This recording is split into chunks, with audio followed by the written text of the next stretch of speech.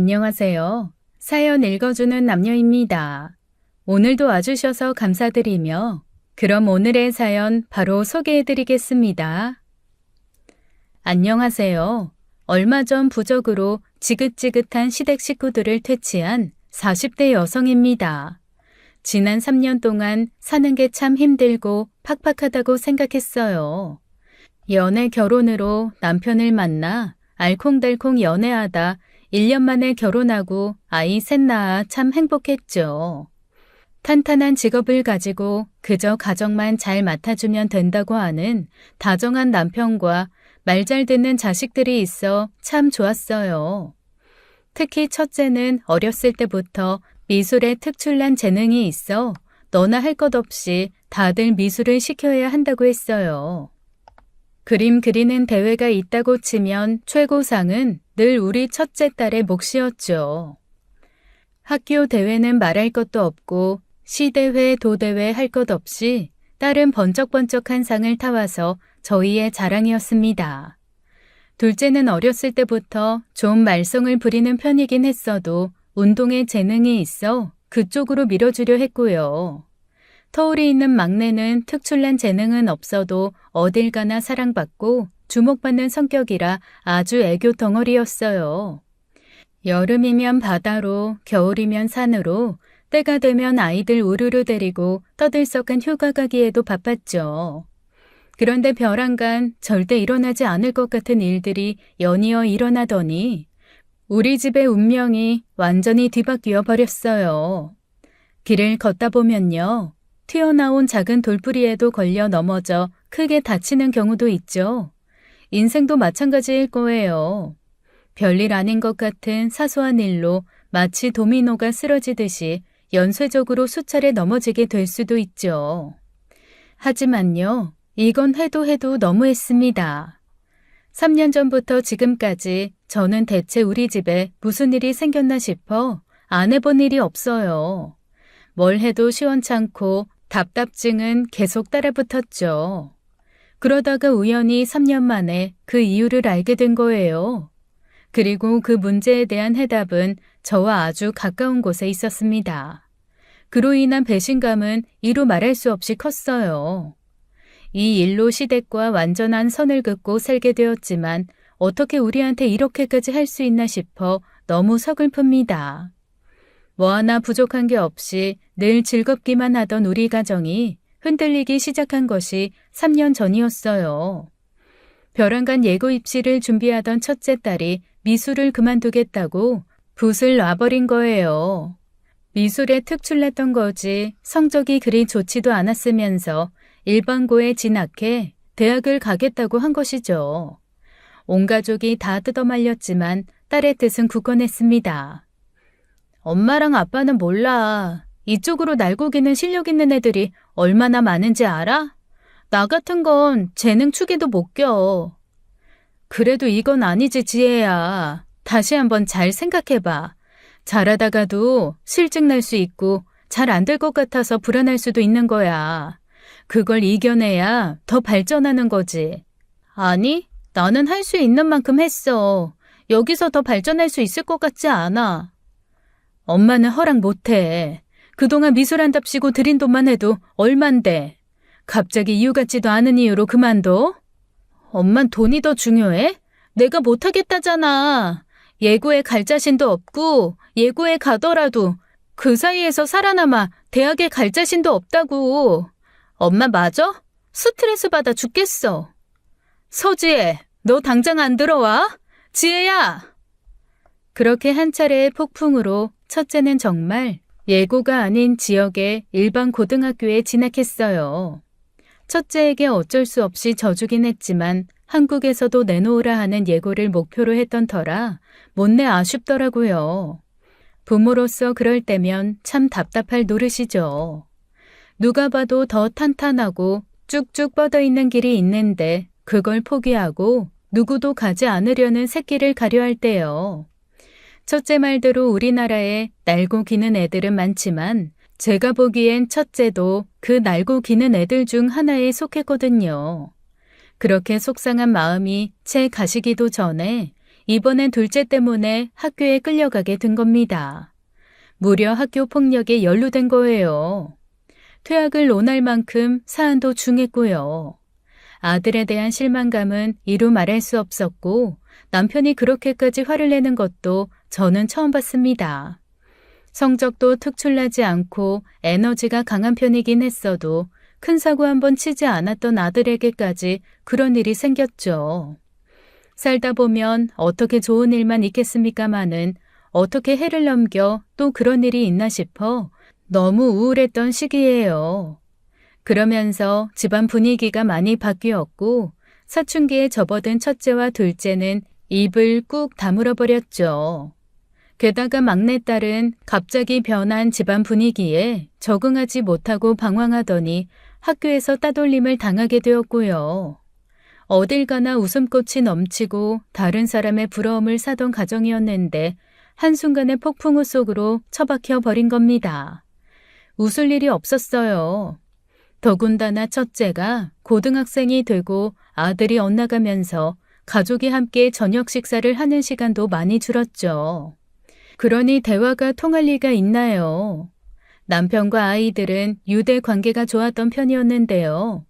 첫째는 사춘기로, 아들은 지난 일로 아빠가 무서워 입을 다물었고요. 그나마 셋째가 그 사이에서도 조잘조잘했지만 저나 남편은 그 말에 반응을 해줄 에너지도 남지 않았었어요. 그러던 와중 엎친 데 덮친 격으로 이번엔 시아버지가 쓰러진 겁니다. 아버님께서는 체격도 건장하시고 매일같이 밭일도 거뜬하실 정도로 건강하셨거든요. 제 가정일로도 착잡한 와중에 쓰러진 시아버지의 병간호로 어머님과 교대를 해야 해서 한동안 병원에서 살았어요. 겨우 의식을 찾긴 했지만 거동이 불편해지셨고 아무래도 전처럼 회복하는데 시간이 걸린다더라고요. 이게 대체 무슨 날벼락인가 싶은 그때 갑자기 신우가 그러더라고요. 언니, 그러지 말고 굿이라도 해보는 게 어때요? 굿이요? 아휴, 나는 그런 건 잘 안 믿어요, 아가씨. 언니가 잘 몰라서 그래요. 큰 돈 들여 하는 굿인데 안 통하면 그게 진작에 사라졌지. 이 땅의 무당이 몇인데요. 제 친구도 행시를 3번이나 연달아 떨어졌는데 무당이 써준 부적 가지고 시험장 들어갔다가 합격했거든요. 우연이겠죠. 믿져야 본전이잖아요. 아빠 저렇게 쓰러지고 마음도 안 좋은데 오빠네 작년부터 문제도 많고 혹시 오빠네 집에 문제가 있어서 아빠 저렇게 되신 거면 어떡해요? 아가씨, 그런 말이 어딨어요. 지금 우리 집에 뭐 악귀라도 씌웠다는 거예요? 그럴지도 모르죠. 우리 오빠 장남인데 장남에 마가 끼어서 우리 부모님까지 문제 생긴 건지 누가 알아요? 아가씨, 해도 될 말이 있고 안 될 말이 있어요. 그런 말이 어딨어요? 그렇게 따지면 아가씨 집에 문제가 있을 수도 있는 거 아니에요? 우리 집은 문제가 없잖아요. 근데 지혜 그거 느닷없이 미술 그만두고 저러고 있고 세원이도 학교 폭력으로 끌려가다 강제 전학당하고 너무 이상하지 않아요? 그거랑 무슨 상관인데요? 아가씨, 그런 말 다시는 하지 마세요. 참 어처구니가 없었죠. 저희 일이 어떤 애군에 의한 것이라는 이야기를 하면서 시아버지께서 쓰러진 것이 다 우리 집 탓이다 한 거니까요. 곱씹으면 곱씹을수록 황당해서 자다가도 벌떡 일어났어요. 저는 무당이니 구신이 하는 미신은 안 믿어요. 제사도 뭘 믿어서 지낸다기보다는 전통이고 마음이다 하고 지내는 거지 나중에 아들이 싫다면 제 손에서 끝낼 거고요. 애군이라고 하긴 못하지만 집에 굿을 해야 할 사람이면 오히려 신우 쪽이었죠. 신우는 저보다 3살 어렸고 그때 시조카가 막 7살, 5살 그랬어요. 애들 고모부는 결혼 전부터 하던 사업이 있었는데 아버님 눈엔 그게 영 시원찮았던 것 같아요. 어떻게 보면 아버님이 선구안이었던 게 결혼 후 고모부 사업이 쫄딱 망해 신우이가 일을 시작해야 했거든요. 거기다 팔싹둥이로 태어난 시조카는 병치레가 잦아서 아이 때부터 병원을 그렇게 들락거렸고요. 고모부는 사업이 망해진 빚을 처리하는 데 급급했고 일용직을 전전하면서 신우가 아주 힘들었어요. 그게 그쯤 돼서야 조금씩 나아지고 있었던 거죠. 자기가 한창 안 좋을 때 제가 옆에서 집안에 애군이 꼈느니 어쩌니 했으면 불같이 화를 냈겠죠. 남편은 그냥 잊어버리라는데 그게 쉽게 잊히나요?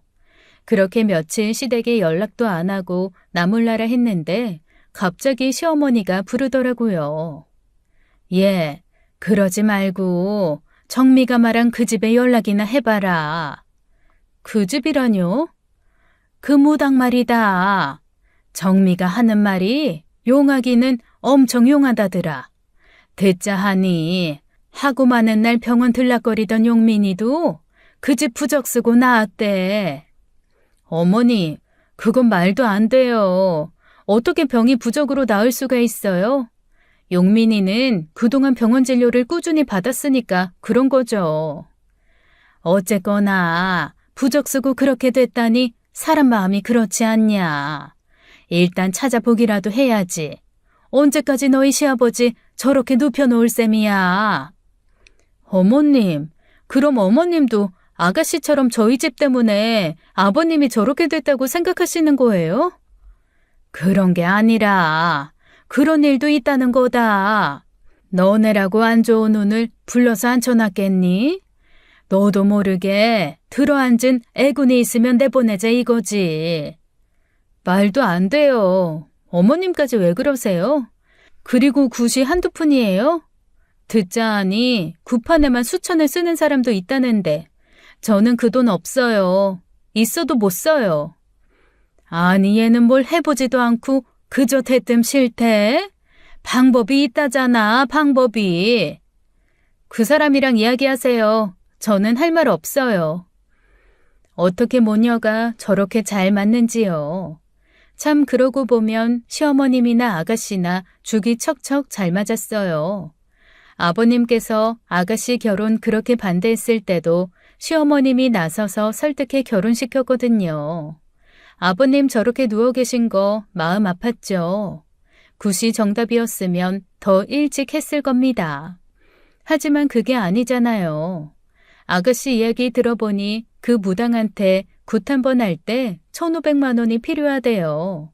1,500만 원을 효능이 있을지 없을지 확실치 않은 곳에 쓸 수 있나요? 완강한 거부를 했는데 기어이 시어머니께선 애들 아빠한테 그 이야기를 한 모양이에요.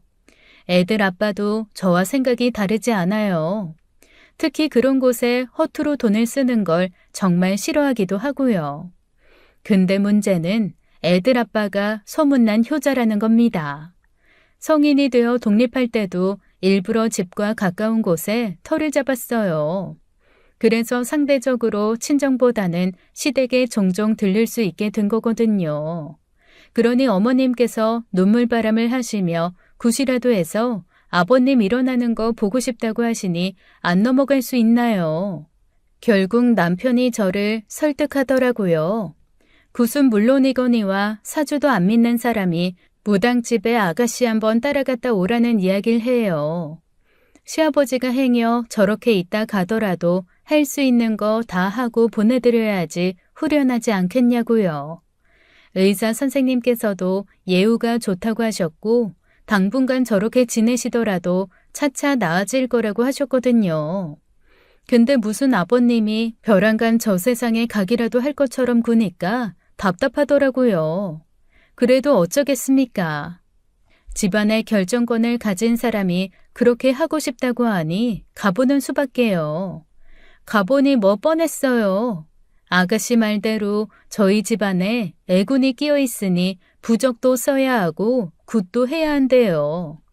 굿도 아가씨가 말했던 것보다 비싸서 2천만 원은 들여야 우리 집에 꼈다는 애군을 물리칠 수 있겠더라고요. 그렇게 견적을 받고 와서 남편한테 말했어요. 나는 아무리 생각해도 그 종이 쪼가리 몇 장과 굿판에 2천만 원은 못 쓰겠다고요. 남편도 막상 2천만 원이라는 큰돈이 오고 갈 거 생각하니 엄두가 안 났는지 망설이더라고요. 자기를 따라와 줄 것 같던 아들이 망설이자 결국 시어머니께서 나서셨습니다. 시댁의 경제권은 아버님이 가지고 있어서 비상금을 어떻게 만드셨는지 모르겠지만 1,500만 원을 주시더라고요. 나머지 500만 채워서 해보라고요. 그래야 아버님이 일어나시고 우리 집 운이 다시 순탄해진다나요? 결국 구슬했어요. 애군이 우리 집에 끼어 있는 거라면서 그것도 우리 집에서 했죠. 우리 집이요, 아파트입니다. 이웃들에게 민폐이니 마당이 넓은 시골집인 시댁에서 하자고 했지만 안 통했어요. 왼쪽 콧구멍이 가려운데 오른쪽 콧구멍 후빌 거냐면서요. 아침 대바람부터 무당이라는 사람이 와서 징을 두드리고 방울을 울려댔죠. 현관문과 창문을 다 닫고 해도 모자랄 판에 창문은 덥다고 애구는 현관문으로 드나든다고 활짝 열어 젖히고요. 앞집으로 말린 북어가 몇 개나 날아갔죠. 앞집은 무슨 죄인가요? 그런 피해가 있을 거라고 미리 말했으면 양이라도 구했죠. 평소에 구판을 본 것은 드라마나 영화에서나 짧게 본 게 전부라 저는 굿이 그런 것인 줄도 몰랐습니다. 오히려 잘 벼린 칼날을 걷는 쇼라도 볼 수 있으려나 했는데 그것도 없었어요. 그냥 와서 춤추고 징울리고 알기 어려운 말을 쉴 새 없이 하는 것이 전부였죠. 아, 싫다는 애들을 앉혀놓고 기도 같은 것을 하기도 했네요.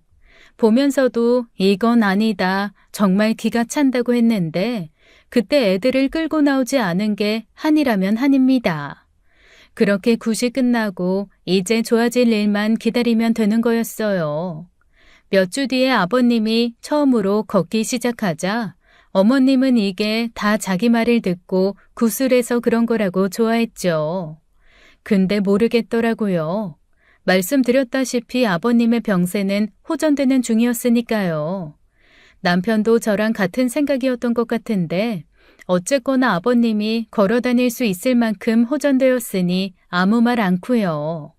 우리 집 운의 흐름이 좋은 쪽으로 흐르는 것이 느껴졌다면 제가 굿을 믿었을지도 모르겠어요. 하지만 변한 것이 없었습니다. 첫째는 일반고에 진학한 이후 그저 그런 성적표를 가져오는 게 일상이었고 그렇다고 꿈이 있는 것도 아니었어요. 둘째도 어울리는 친구들이 영 별로인 것 같은 게 늘 살얼음판이라도 걷듯이 보게 되고요. 그러다 전혀 문제가 없을 것 같았던 셋째한테 문제가 터진 겁니다. 이제 초등학교 6학년밖에 안 된 셋째가 가출을 한 거예요. 학원에서 돌아올 시간이 다 되었는데도 돌아올 생각을 하지 않아 무슨 일이 있나 싶던 차였습니다. 막내 책상에서 저희 보란 듯 써놓고 간 편지가 발견되었죠. 막내는 그동안 학교에서 친구들로부터 은근한 따돌림을 받았고 그로 인해 너무 힘들었다는 이야기를 썼더라고요. 엄마, 아빠, 나 너무 힘들어서 나갔다 올게. 엄마랑 아빠한테 미리 말하고 싶었는데 언니랑 오빠 걱정으로 힘들어하는 것 같아서 나는 말 못했어. 매일 학교 가는 게 너무 힘든데 엄마는 내 마음을 모르니까 자꾸 학교에 가라고 했잖아. 근데 난 학교 가기 싫어. 학교 가봤자 나랑 놀아주는 애들도 없고 급식도 혼자 먹어. 그래서 밥도 안 먹은 지 꽤 됐어. 밥 안 먹어서 꼬르륵 소리가 나면 애들이 또 웃어. 그냥 나는 학교에 안 가는 게 더 행복할 것 같아. 억장이 무너지는 기분이 어떤 기분인지 부모는 알아야 할 필요는 없습니다. 제가 겪어보니 그래요. 세상이 무너져서 막막한 마음에 뭘 어떻게 해야 하나 싶은 심정. 여러분들은 안 겪으면 좋겠습니다. 이미 겪어보신 분들은 아시겠죠. 갑자기 진로를 포기한 첫째 때와는 완전히 달랐어요. 셋째가 그렇게 힘들었다는 것을 저는 전혀 알고 있지 못했습니다.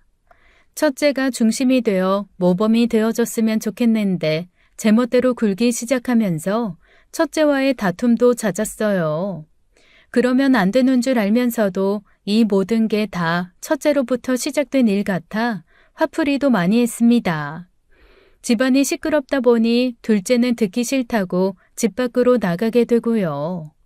애아빠랑도 좋은 소리 오가기 힘들었겠죠. 그 사이에서 셋째는 아무것도 하지 못하고 도와달라 힘들다 그런 말도 못하고 있었던 거예요. 내가 엄마 자격이 있나 우리가 부모 자격이 있는 사람들인가 그런 생각에 눈물이 나더라고요. 일단 애는 찾아야 하니 혹시나 제 언니는 알고 있을까 싶어 급하게 학교에 있던 첫째까지 불렀어요. 셋째는 나이가 너무 어려 핸드폰도 없었고 막상 애를 찾으려고 하니 어디서 찾아야 할지 모르겠더라고요. 친한 친구라고 알고 있었던 애는 셋째랑 대면대면한 사이가 된 지 오래라 잘 모르고요. PC방이며 오락실이며 방방이 타는 곳까지 애가 갈 만한 곳을 다 뒤져봤는데 못 찾았습니다. 경찰에 도움을 요청하고 애로선 달갑지 않았겠지만 학교에도 알려져 담임 선생님이 친구들에게 전부 전화했고요. 게다가 사안이 따돌림과 관련이 있다 보니 학교에서도 그저 좌시할 문제가 아니었습니다. 그러다 애가 발견된 곳은 시에서도 40km가 떨어진 한 마을에서였어요. 어떤 주민분께서 웬 아이가 울면서 밤길을 걷고 있다고 경찰에 신고해 주신 덕분에 찾았습니다. 경찰서에 인도된 아이를 보자마자 저는 등짝을 후려치며 엉엉 울었어요. 이 정신 나간 거사, 미쳤어? 거기가 어디라고 거기까지 걸어가? 잘못했어요. 잘못했어요, 엄마. 말을 해야지. 그런 일이 있으면 아무리 그래도 엄마한테 말을 했어야지. 엄마가 맨날 언니랑 오빠 때문에 너무 속상하다고 하는데 나 힘들다고 하면 더 속상해할 것 같아서 말 못했어. 알고 보니 셋째는 얼마 전까지만 해도 화목했던 가족이 자주 가던 캠핑장 길목을 알고 간 거였어요. 매번 봐서 눈에 익은 풍경을 쫓아가다 보니 밤이 되었고 되돌아가자니 너무 무서워서 그냥 무작정 걸었답니다. 아무리 생각해도 갈 곳은 없는데 집이나 학교에서는 멀어지고 싶은 마음이 큰 차에 그 캠핑장이 생각났대요. 종일 아무것도 먹지도 마시지도 못한 아이는 마을 어르신 덕분에 무사히 집으로 왔습니다. 셋째 학교에 방문해서 진상조사를 확실히 요구하려 했는데 셋째가 그러지 말아달라고 빌더라고요. 아이들이 자기를 괴롭힌 건 아니고 그냥 자기랑 놀기 싫어서 그런 건데 어떻게 혼내냐고요. 그런 걸로 혼내면 오히려 자기가 더 학교에서 곤란해지니 참아보겠다고 해요. 중학교 올라가면 괜찮아지지 않겠냐고요. 그때까지만 참으면 된다고 가출 같은 거 하지 않을 테니까 제발 묻어달라고 해서 어쩔 수 없이 모른 채 했습니다. 학교에서도 이를 더 키우지 않았으면 좋겠다고 했지만 선생님은 또 그대로 두고 볼 수만은 없었던 것 같아요. 알게 모르게 셋째가 아이들과 어울릴 수 있는 시간이나 오해를 풀 수 있는 시간을 만들어주려고 하시더라고요. 그 뒤로 셋째가 돌아오면 항상 대화하는 시간을 가졌었는데 상황이 그리 나아지는 것 같지는 않았습니다. 뒤늦게 소식을 듣던 시어머니와 시누이가 집에 왔었어요. 말하고 싶지 않았지만 마침 그날 시어머니 전화를 받고 무슨 일이라도 난 것처럼 굴어서 결국 알게 되었죠. 어머님이 알았으니 시누이가 왜 모르겠습니까?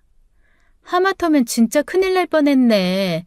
찾았으니 망정이지. 혹시라도 사고라도 났어봐요. 그렇죠. 천만다행이다 싶었어요. 그때 굿이 좀 부족한 감은 있었어요. 네? 그때 다 잡아야 했는데 제대로 안 잡아서 이 사달이 난 것 같지 않아요? 그게 또 무슨 말이에요? 그런 말 하려거든 그냥 가요, 아가씨. 언니, 그때도 굿해서 우리 아빠 일어났잖아요. 돈을 더 썼음 그 얌전한 희주가 가출 꿈이나 꿨겠어요? 말도 안 되는 소리 하지 말고 가요. 아가씨 아니어도 저 정신 하나도 없다고요. 언니, 잘 생각해봐요. 굿해서 안 되면 다른 것도 봐봐야 한댔어요. 엄마, 혹시 선산에 묘자리 다시 봐봐야 하는 거 아니야? 뭐 묘자리? 선산에 좋은 자리만 골라서 썼는데 안 좋을 건 없을 거다. 혹시 모르니까 한번 확인이나 해보는 게 좋아요. 옛날 사람들이 뭘 알아. 풍수를 공부한 전문가가 딱 보면 뭐 그리 오래 걸리지도 않는데 10초만 봐도 그 자리가 어떤 자리인지 안다는데 묘자리가 그렇게 중요하대요. 잘못 쓰면 집안 하나 풍비박산 나는 건 일도 아니라는데. 그렇게 걱정이면 아가씨가 보고 아가씨가 알아서 하세요. 내가 왜요? 전 별 걱정이 없어요. 용민 아빠 일 잘 풀리고 있지. 용민이 건강해졌지. 게다가 세나는 발레에 소질 있다고 선생님이 칭찬을 얼마나 하는데요. 그래요. 아가씨는 걱정 없어서 좋으시겠네요. 그러니까 괜히 속 시끄러운 사람 옆에서 속 없는 소리 말고 얼른 가요. 무슨 억하심정이 있는 것도 아니고 위로는 못 해줄 망정 그게 할 소린가요? 그때도 정말 너무 화가 나서 소리라도 빽 지르고 싶은 거 기가 차니 오히려 힘이 다 빠지더라고요. 어떻게 또 우리 셋째가 가출한 일이 묘자리 때문이 될 수가 있나요? 그 묘자리에 계신 분들은 제가 얼굴도 못 본 시조부와 그 윗세대인데요. 만약 문제가 생겼으면 애초에 남편 어렸을 때부터 문제가 생겼겠죠. 괜히 또 부르지도 않았는데 집까지 찾아와서 사람 속 시끄럽게 한다 싶어 속상했는데 남편은 한술 더 뜨더라고요. 일단 가보기라도 해야 하는 거 아니야? 뭐? 당신까지 왜 그래? 당신 그런 거 믿지도 않잖아. 풍수라는 건 또 다르지. 괜히 집터 묘자리 구분되는 것도 아니고. 하여간 찝찝해. 희주가 어디 가출이나 할 수 있는 애였어? 뭐에 홀린 것처럼 거기가 어디라고 거기까지.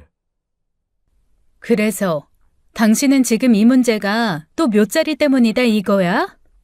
일단 그게 연관이 있는지 진짜 묘자리에 문제가 있는지 봐보자는 거지. 하여간 당신 집안은 어떻게 그렇게 하나같이. 뭐? 지금 당신 뭐라고 했어? 내 말이 틀려? 어머님이고 아가씨고 당신이고 다 말 같지 않은 미신에 휘둘려 다니잖아. 전에 굿해서 뭐가 나아졌어? 아버님 일어나신 거? 아버님이야 차차 차도를 보이시고 있었던 거고 어쩌다 보니 시기가 맞아 떨어진 거지.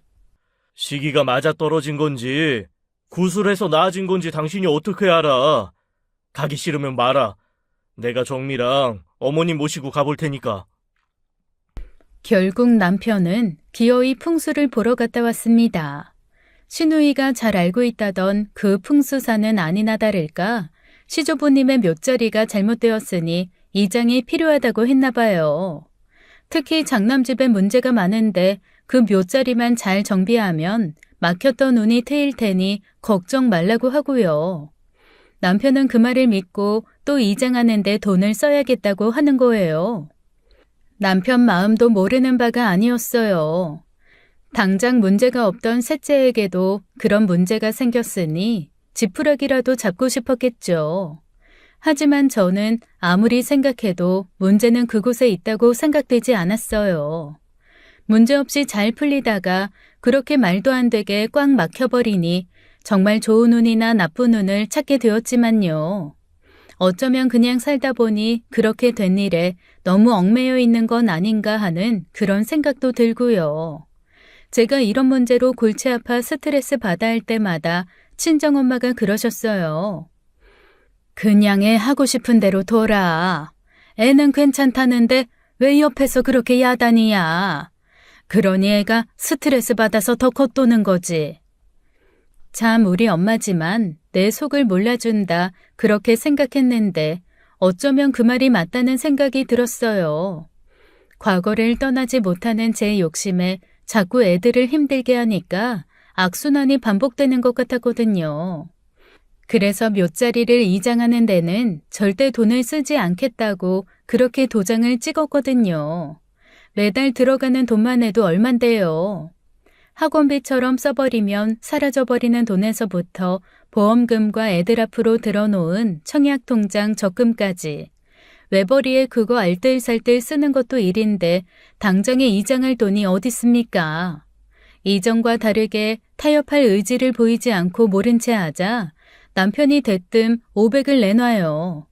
당신이 무슨 돈이 있어서? 그동안 용돈 안 쓰고 조금씩 모아놨던 거. 비상금이 있었단 말이야? 이 돈으로 할아버지 이상할 거니까 당신은 신경 쓰지 말라고. 아니, 그동안 그렇게 모을 돈이 있었으면 애들 학원비에 보험이 빠듯하다고 할 때 도와주지. 왜 멀쩡한 묘자리 옮기는데 그 돈을 쓰겠다는 거야? 나 좋으라고 그래?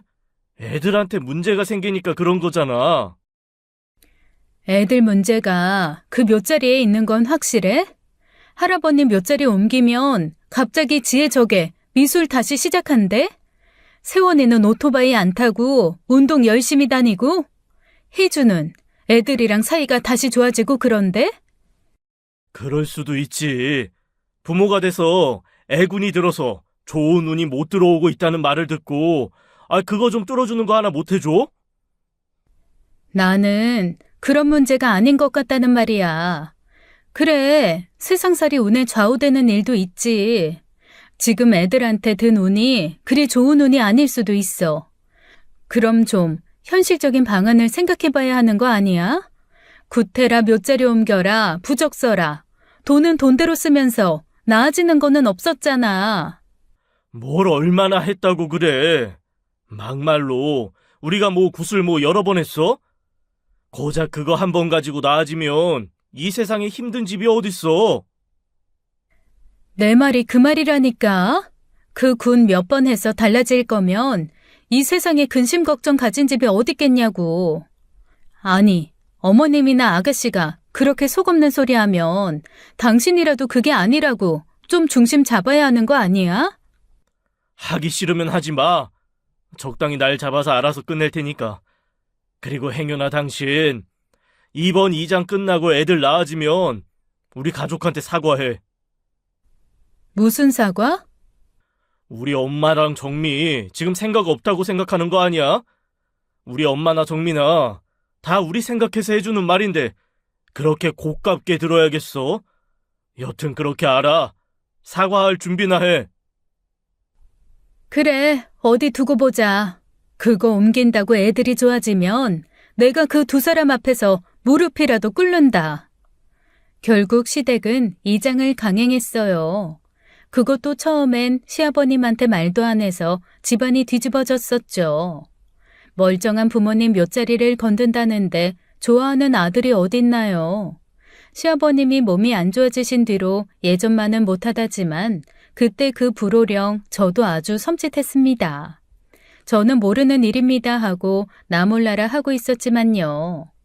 하지만 그 세 사람이 합세해서 사정을 설명하고 수차례 설득을 한 끝에 결국 아버님도 항복을 하셨죠. 그리고 결과적으로 제가 그 두 사람에게 무릎을 꿇거나 사과해야 할 일은 없었습니다.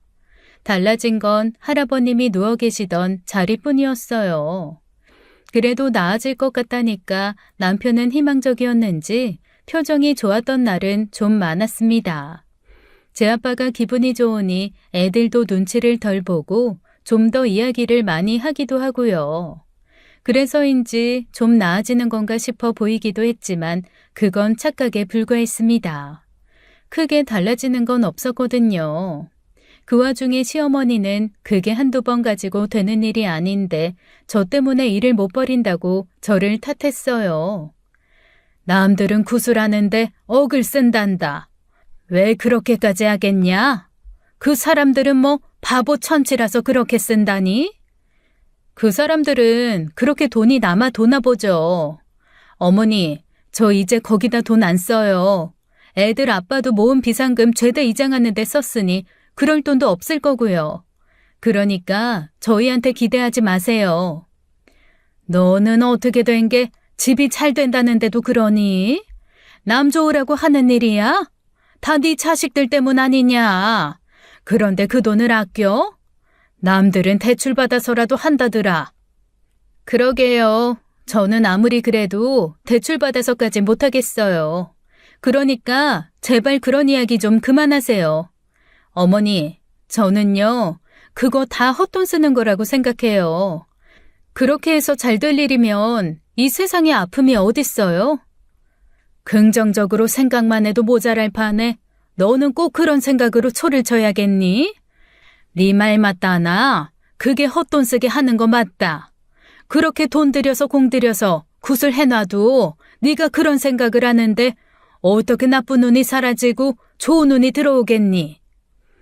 가기 싫어도 효자 남편 덕분에 못해도 2주에 한 번은 시댁에 들르는데 항상 그런 소리만 하셔요.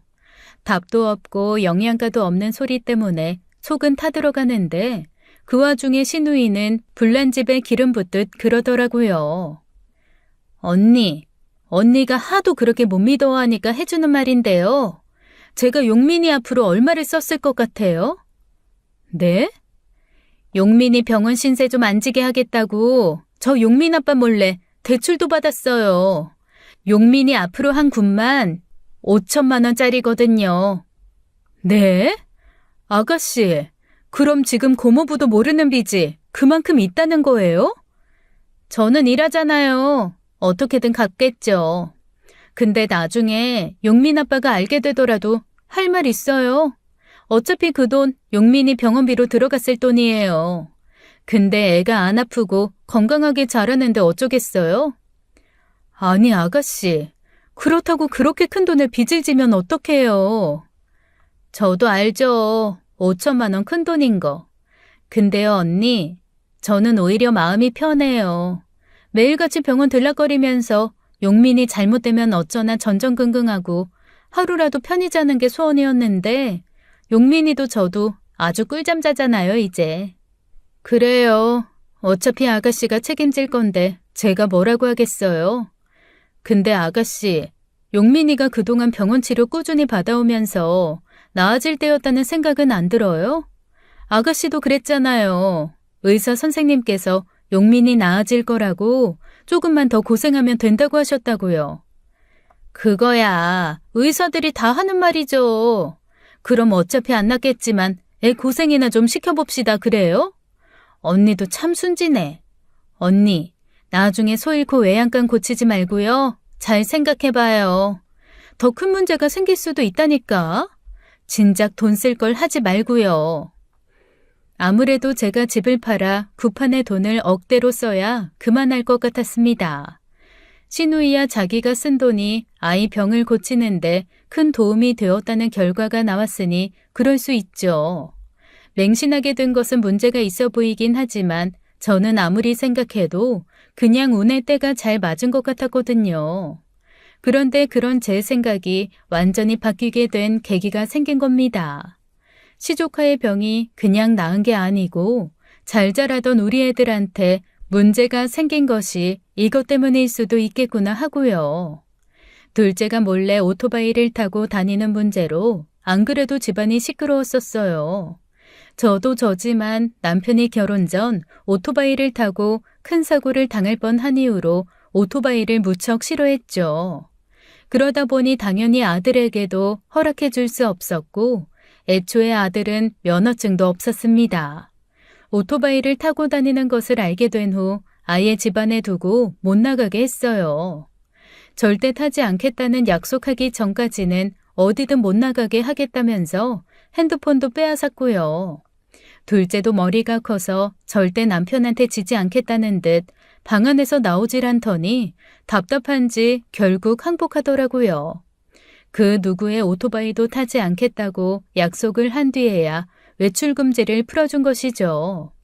약속을 지키리라 믿는다는 무게를 가진 말과 함께요. 하지만 아들은 약속을 지키지 않았습니다. 아들은 끝까지 자기가 운전한 것은 아니니 약속을 어긴 것은 아니라고 했지만요. 여보, 어떡하지? 세원이가 지금 응급실이래. 뭐? 아이, 갑자기 왜? 모르겠어. 담임말로는 오토바이 타다 그랬다는데. 뭐? 이 자식이? 아들은 친구가 운전하는 오토바이를 타고 가다 사고가 났어요. 얼마나 빨리 달렸던지 균형을 잃은 오토바이가 크게 휘청거리면서 갓길에 정차되어 있던 트럭을 박은 거예요. 천만다행으로 둘 다 헬멧을 쓰고 있었으니 망정이지 그렇지 않았더라면 아마 죽었을 겁니다. 교복이 다 찢어질 만큼의 충격으로 온몸에 찰과상을 입고 다리가 부러져 철심을 박는 수술을 해야 했어요. 오토바이 사고로 병원에 실려갔다는 소식을 듣고 남편이 불같이 화를 냈는데 누워있는 아들한테 뭐라고 하겠어요. 아들도 면목이 없는지 고개만 숙이고 있고 남편이 없는 자리에서 그러더라고요. 그래도 자기가 운전을 한 건 아니니 자기가 잘못한 건 아니라고요. 그 와중에 그런 말을 하는 걸 보니 멀쩡한 거죠. 기가 막혀서 말도 안 나오는데 하마터면 죽을 뻔했던 거 살았다고 하니 가슴을 쓸어내리게 되더라고요. 소식을 듣고 달려오신 시부모님도 이만하면 다행이다 안도하셨어요. 그 와중에도 점을 한번 보러 가보라는 시누이의 말에 지긋지긋해서 도망치듯 병실을 나와버렸습니다. 속이 없어도 저렇게 없을까 싶더라고요. 그쯤 되니 저도 너무 답답했어요. 대체 원인이 뭘까? 애들이 저렇게 엇나가고 내 뜻대로 되어주지 않는 데는 진짜 이유가 있지 않을까? 답답한 마음에 쉬지 않고 나오는 한숨이나 푹푹 쉬어대는데 친정엄마로부터 전화가 왔어요. 사는 곳이 너무 멀어 손자가 입원했는데도 바로 찾아와 보지 못해 미안하셨던 거죠. 됐어. 그래도 무사하고 수술도 잘 끝났으니 회복만 하면 되니까 굳이 힘들게 안 와도 돼. 그래도 마음이 편치가 않다. 대체 왜 그런다니?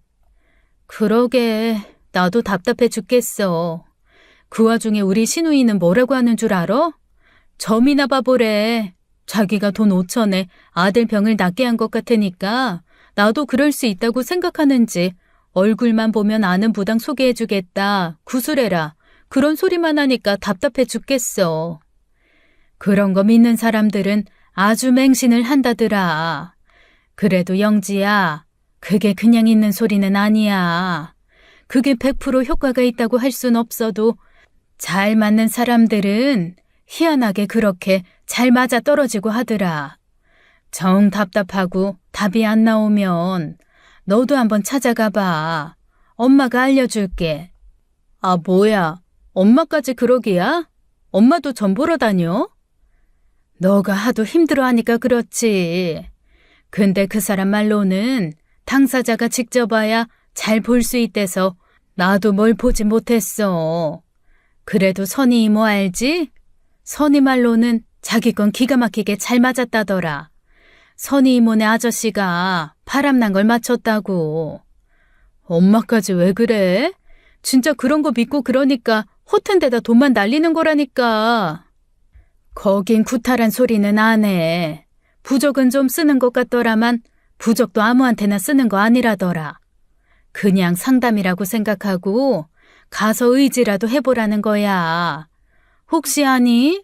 네가 그렇게 싫어하던 무당한테 답이 있을지.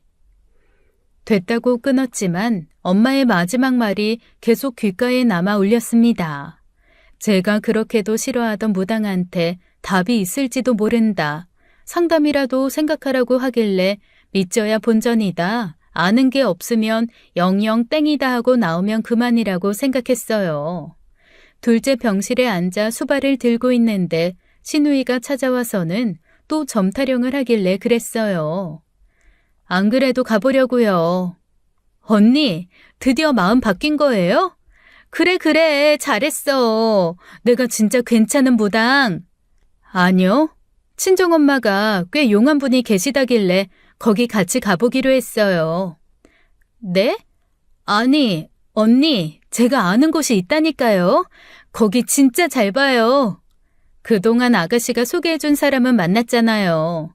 이번엔 저희 엄마가 아시는 분한테 가볼게요. 언니, 그것도 막 아무나 만나고 그러면 안 돼요. 영이 잘 보이는 사람이 있고 그렇지 않은 사람이 있다고요. 알았어요. 말은 고마운데 제 일은 제가 알아서 할게요.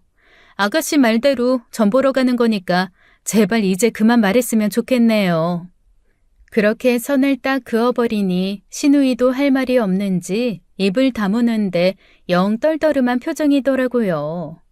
왜 그렇게 사람을 소개해주지 못해 안달인지 혹시 사람 소개시켜주고 무당한테 뒷돈이나 받나 싶을 정도로요. 어쨌거나 제가 점을 보러 간다니 더는 말도 못 붙이고 그냥 그러고 있다 갔어요. 그럴 줄 알았으면 그냥 하는 말이라도 점 보러 다닌다고 해볼 걸 그랬나 했죠. 친정에 있는 곳에 있는 무당이라 멀긴 했지만 아들 때문에 점을 보러 간다니 남편이 선뜻 다녀오라고 하더라고요. 굿이며 이장이며 효과는 하나 없었던 것 같은데도 여전히 거기다 희망을 걸고 있었던 것 같아요. 오죽하면 그러겠냐 싶다가도 왜 그럴까 싶어 답답하기도 했죠. 친정엄마와 함께 간 곳도 여느 무당집과 다르진 않았어요. 다만 제가 뭐라 말을 꺼내기도 전에 입을 여는데 솔직히 섬찟하더라고요. 아들이 죽다 살았네? 네? 얼마 전에 크게 사고가 났는데 다행히 생명에 지장이 있진 않아요. 아들한테 할머니가 붙어 있어. 남편 쪽이야.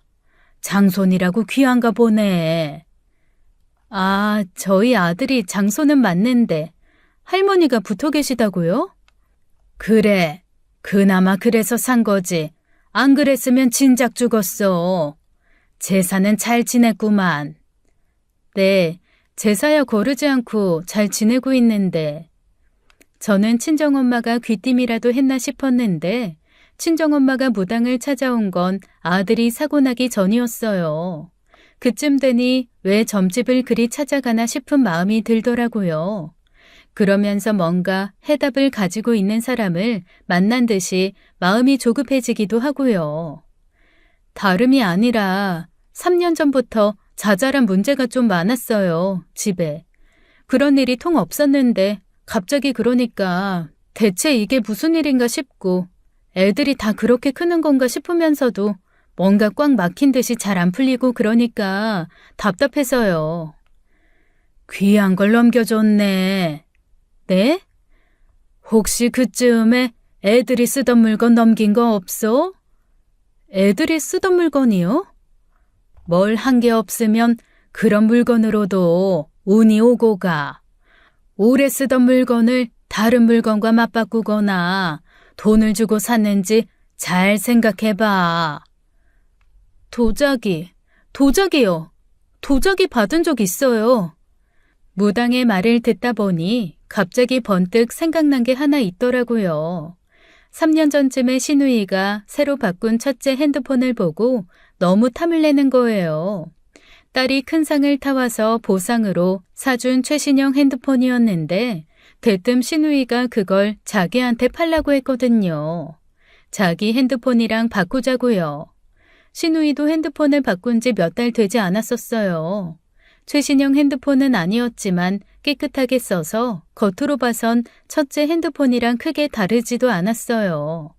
굳이 그런데 왜 핸드폰을 바꾸자고 하는지 이해가 안 갔지만 색깔이 너무 마음에 든다고 하더라고요. 내키지 않아 하는 첫째에게 무려 100만 원의 용돈을 주면서 바꾸자고 하니 첫째도 좋다고 바꿨거든요. 서로 기기 변경을 하는 건 귀찮으니 그냥 번호째로 바꾸자면서 바꾼 적이 있어요. 거기다 신우가 그때 아는 사람한테 좋은 물건을 받았는데 자기 스타일이 아니라고 골칫거리라면서 준 물건이 있습니다. 바로 길고 하얀 백자인데 깔끔하고 선이 고운 게 딱 제 스타일이었거든요. 생각 없이 감사하다 받은 그 백자가 머릿속에 떠오르는 거예요. 첫째가 신우이한테 휴대전화를 넘긴 적은 있어요. 오래 쓴 건 아니고 최신형 핸드폰이었는데. 번호는? 번호째로 그대로 줬어요. 번호든 물건이든 사람이 오래 쓰면 그게 다 의미가 있는 거지. 그게 탈이 됐구만. 그래서 그쪽은 좀 숨통이 트였고? 확실히 그쯤에 그쪽 형편이 나아지긴 했는데 설마 그것 때문이라고요? 악질 중에 악질이지. 나쁜 운을 넘기고 좋은 운을 받아오는 격이니 그 물건도 집에 가서 잘 살펴보고 자루에다 넣고 깨고 버려. 혹시 안에서 뭐가 나오거든 깨끗이 태워버리고. 무당이 한 말은 너무 충격적이었어요. 어떻게 딱딱 맞아 떨어지는 것 같은 이야기에 소름이 돋더라고요. 그러고 보니 이상하긴 했어요. 멀쩡한 핸드폰을 바꾸자고 한 것도 모자라 번호까지 가져갔으니까요. 더 황당한 건 그 핸드폰을 신우가 아니라 고모부가 썼거든요. 사업하는 사람이 그렇게 쉽게 번호를 포기하고 처조카가 쓰던 번호를 그대로 쓴다는 것도 이상하죠. 어지간히 마음에 들었나 보다 하고 말았는데 그게 다 그런 이유였다니 믿기지 않았습니다. 아니 믿고 싶지 않았어요. 그냥 그 무당이 이상한 소리를 하는 거겠거니 하고 싶었죠. 그리고 집으로 돌아와 3년 전 신우가 줬던 도자기를 보는데 확인하는 것이 무섭더라고요. 거실에 앉아 텔레비전을 보고 있던 남편에게 자초지종을 이야기하니 남편도 말문이 막혔는지 아무 말도 못하고요. 남편이 조심스레 도자기를 들고 왔어요. 텔레비전 옆 장식장에 두었는데 그게 크기도 크고 무게도 상당해요. 남편이 밑바닥이랑 옆을 찬찬히 보고 안을 들여다보다가 휴대전화 플래시를 비춰보더라고요. 그러고는 바닥에 잘 내려놓고 팔을 넣었어요. 팔이 끝까지 들어가는 깊이의 도자기였거든요. 그리고 남편이 팔을 빼면서 그 끝에 검은 테이프로 붙인 부적이 나오더라고요. 노란 종이에 빨간색 그림이 그려진 그 부적이요. 순간 저랑 남편은 할 말이 없었습니다. 저는 재빨리 부적을 부엌으로 들고 가 가스레인지에서 불을 붙인 뒤 싱크대에서 태웠어요. 그리고 재활용 쓰레기 봉투를 갖다가 도자기를 넣었죠. 그걸 어디서 깨야 하나 허둥지둥 거리는 사이 갑자기 남편이 대뜸 그걸 그대로 바닥에 내리쳐버린 거예요. 다행히 쓰레기 봉투 안에 들어있어 파편이 튀진 않았지만 비닐이 조금 뜯기고 그 사이로 파편이 나오긴 했죠. 워낙 갑작스러운 행동에 놀라 치울 생각도 못하고 남편을 봤는데 얼굴이 시뻘겋더라고요.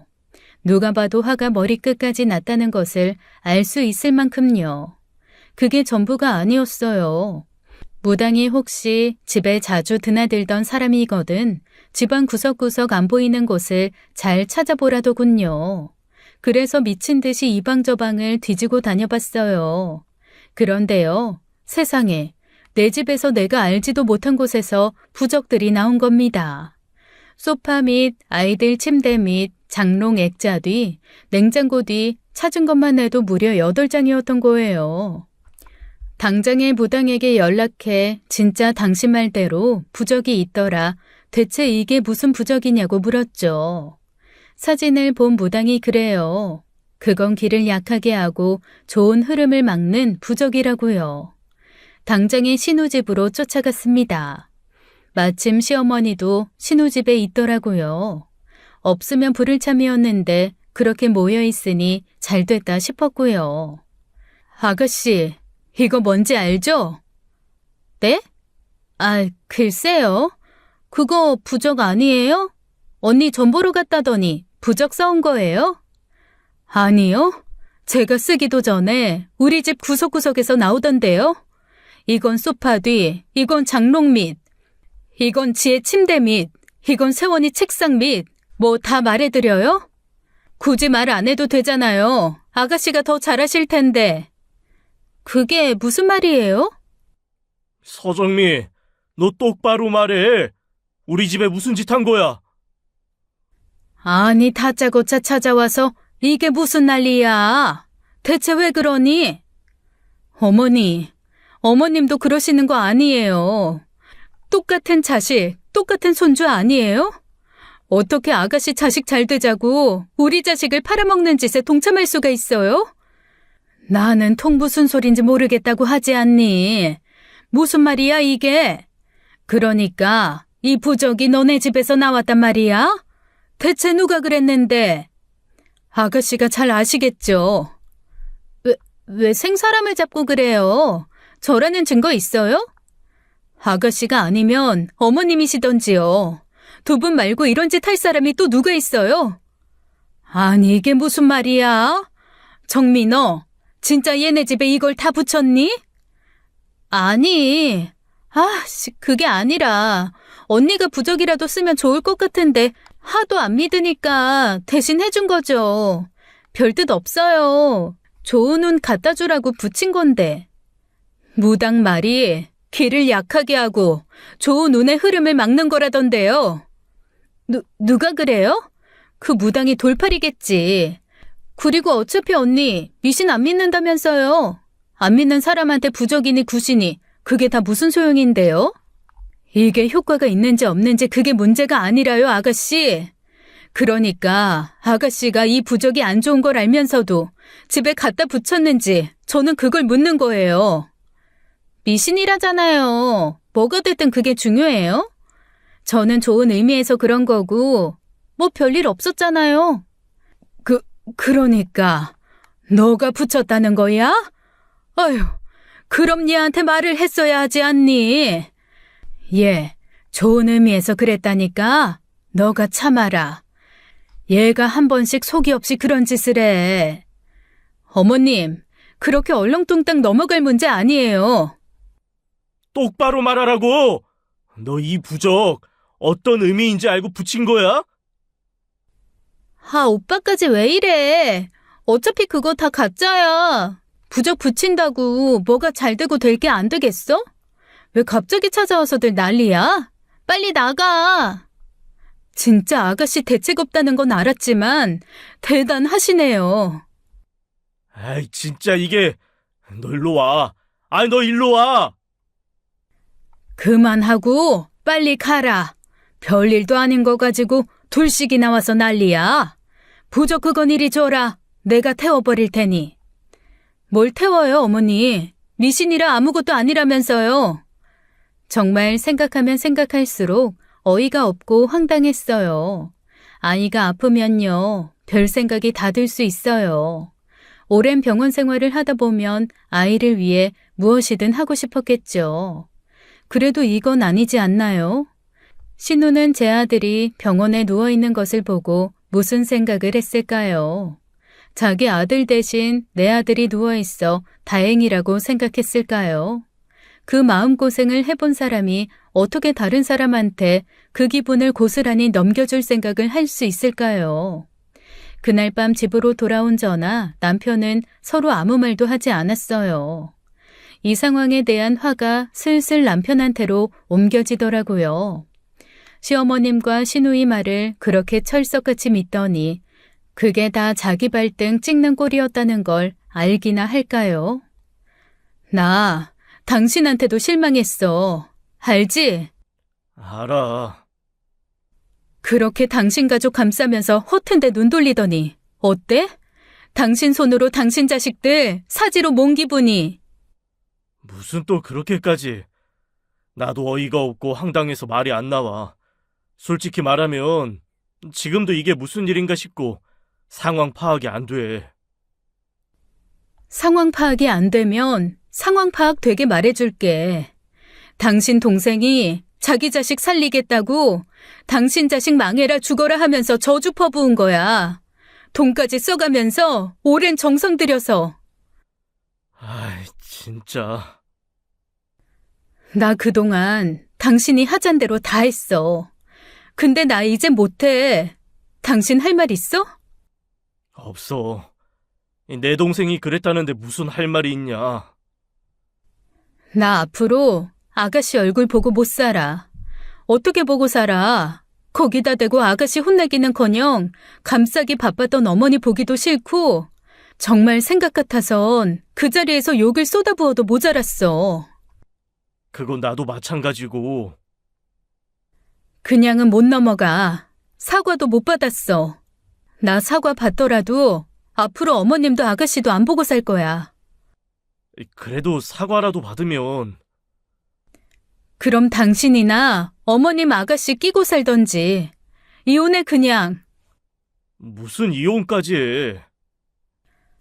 나 진심이야. 그냥 지금 화났다고 하는 이야기가 아니라 당신 엄마랑 동생이랑 계속 얼굴 보고 살아야 하는 사이면 당신도 보기 싫다는 거야. 당신은 뭐 잘했어? 아니, 그래도 알아서 해.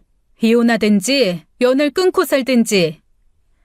남편에게 그렇게 으름장을 놓고도 마음이 풀리지가 않았죠. 어떻게 풀릴 수가 있을까요? 한 방 먹여주고 싶은데 도저히 방법이 떠오르지 않아 고민하다가 인터넷에서 부적 수십 장을 샀습니다. 효과가 있는지 없는지는 모르겠지만 다 좋은 의미의 부적 묶음이었어요. 저한테는 이미 그 부적이 진짜 저주를 가지고 있는지 없는지는 중요하지도 않았죠. 그리고 그 부적을 들고 그대로 신우이 집으로 갔습니다. 그리고 신우의 집 현관문과 벽면에 여러 장 붙였어요. 아무리 초인종을 누르고 현관문을 두드려도 열어주지도 않더라고요. 일 키우는 데는 일가견이 있는지 그럼 제가 그만둘 줄 알았나 봐요. 저는 그 길로 시댁으로 갔습니다. 그리고 어리둥절한 시부모님께 인사도 안 드리고 집 대문 벽 냉장고 옷장 할 것 없이 미친 듯이 부적을 붙여댔어요. 아니 이게 무슨 짓이야? 너 지금 뭐 하는 거냐? 예. 왜요 어머니? 어차피 미신일 뿐인데 이게 뭐가 됐든 무슨 상관이에요? 아이고 이게 미쳤나? 부적을 집안에 이렇게 붙여? 어차피 미신이라서 상관없으시다면서요. 별일도 안 일어나니 괜찮다고 하시지 않았어요? 예, 아이 대체 이게 무슨 일이냐? 아버님, 죄송해요. 어머님이 어제 그러셨거든요. 너 그만하지 못해? 왜요? 아가씨는 저희 집에 들어와서 저 몰래 부적 붙이고 다녀도 되고 저는 이렇게 대놓고 붙이는 것도 안 돼요? 아버님, 아가씨가요. 용민이 살리자고 저희 집에 와서 부적 붙이고 갔어요. 우리 애들 운 가져가겠다고요. 뭐? 아니 이게 대체 무슨 말이야? 저도 이게 대체 무슨 일인지 아직도 모르겠어요. 이게 말이 되나요? 자기 자식 살리자고 남의 자식한테 그런다는 게? 가족이라 그런다, 가족이라.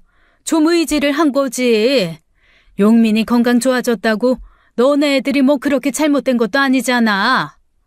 어머니, 세원이 죽다 살아났어요. 그게 아가씨가 붙인 부적 탓이 아니라는 증거 있어요? 어머님한테는 용민이만 손자예요? 세원이는 어머님 손자도 아니에요? 가족이라 그런다뇨. 가족이면 누구 대신 누가 죽어도 좋다는 거예요? 내가 언제 또 그렇게 말했어. 얘가 사람 말을 그렇게 곡해하고 가족이라면서요. 어머니, 저희는 가족도 아니에요? 정미 이게 일을 친 거냐? 아니, 그게 아니고. 아니, 얘가 대체 무슨 말을? 결국 시아버님이 모든 전말을 알게 되셨고 그야말로 집에 불호령이 떨어졌습니다. 저와 가족들에게 진심으로 사과하신 것은 시아버님 뿐이세요. 시어머님과 시누이는 괜히 제가 일을 키우셨다 야단이었죠. 시아버님께는 진심을 담아 말씀드렸어요. 아버님께는 너무 죄송하지만 저도 제 자식이 걸린 일이라 그냥은 못 넘어갈 것 같습니다. 언제까지가 될지 모르겠지만 저 어머님이랑 아가씨 보고 살 자신 없어요. 애들 아빠한테도 말했습니다. 계속 어머님이랑 아가씨 보고 살아야 하면 이혼하겠다고요. 그래, 내가 무슨 말을 하겠냐? 내가 자식을 그렇게 키운 것을. 네 뜻이 그렇다면 알아서 해라. 아이 그래 네 마음이 풀려야지. 시아버님께서는 그날 이후 시댁으로 시누이 발걸음도 못하게 하셨어요. 딸 하나 없는 셈 칠 테니 당신이 죽더라도 오지 말라 그렇게 화를 내셨다고 해요. 시누이가 아이를 위한 굿으로 5천의 빚을 졌다는 사실도 밝혀져 고모부와도 별거하기 시작했고요. 애들 고모부는 자기 아내가 굿을 자주 하는 것 같아 이상하다고 생각은 했는데 속았던 거죠. 그동안은 굿이며 이장이며 죄다 오빠가 돈을 댔다는 식으로 둘러댄 모양이에요. 그게 아니라 빚을 져가며 구슬하고 그도 모자라 저희 집에 그런 짓을 했다는 사실을 알고 충격받은 거죠. 정말 어마어마한 폭풍우가 지나갔었어요. 그 뒤로 대청소를 했는데 변기 뒤 싱크대 코너 깊숙한 곳에서도 부적 2장이 더 나왔습니다. 도저히 그 집에서 살고 싶지가 않아 집을 내놓고 시댁과 더 먼 동네로 이사까지 왔어요. 그 사이 아들은 퇴원했고 이제 재활치료를 받으면서 조금씩 걷기 시작했고요. 며칠 전에는 첫째가 와서는 웹툰을 해보고 싶다는 이야기를 하더라고요. 셋째는 중학교에 올라갔는데 많지는 않지만 그래도 함께 급식을 먹을 친구가 생겼다고 좋아하고요. 저는요, 그게 다 부적이 사라진 탓이라고 생각은 안 해요. 전에도 그렇게 생각했듯이 다 나아질 때가 되어서 그 흐름이 잘 맞은 거라는 생각이 더 들더라고요. 무당의 말이 콕콕 집어 잘 맞기도 했지만 그게 진짜 부적 탓이라고 생각하게 되면 의지하게 될 수도 있으니까요. 하지만 신우이의 의도는 그게 아니었잖아요. 효능이 아니라 의도가 중요한 겁니다. 가족이면 다 잘 되라고 빌어주고 바라는 게 아닌가 봐요. 아이들이 좋아지면서 힘든 시간은 다 지나갔다고 생각하는데 그 일을 떠올리면 여전히 착잡하고 우울하기만 합니다. 지금까지 사연 읽어주는 남녀였습니다. 끝까지 시청해주신 여러분 감사드리며 저희는 다음 사연으로 돌아올게요. 감사합니다.